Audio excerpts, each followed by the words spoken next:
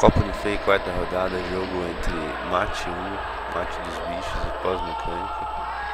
O jogo foi 7-0, mais uma goleada sofrida por Pós-Mecânica, um dos piores times do campeonato, sem dúvida. O primeiro gol foi do Diego.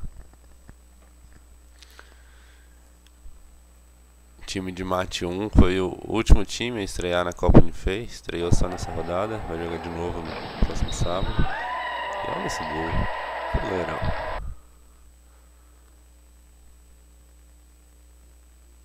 Todo estilo do goleiro. Gol contra de calcanhar. O gol foi do Cássio. Vamos pro terceiro gol. Foi numa filmagem aí, gente. Esse quem faz o gol é o Rafael. Muito fácil, né? O primeiro tempo termina 3-0 pra Mate 1. Olha esse gol. Muito fácil. 4-0. Esse gol foi do Rafael. O gol anterior foi do Renan.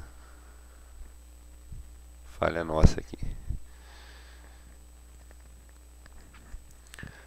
Agora o Luiz Eduardo vai fazer 2 gols na sequência.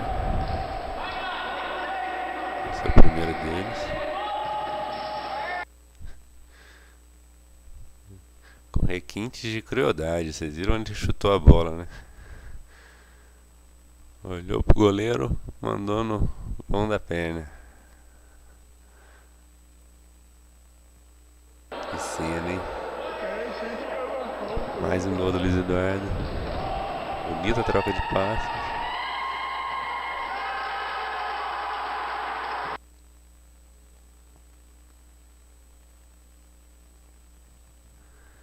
E depois do bate-rebate na área, sai o gol.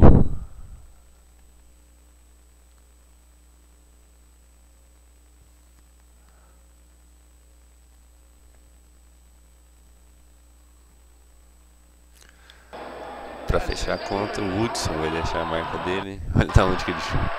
Mais uma vez. Todo o estilo do goleiro pra tentar defender a bola.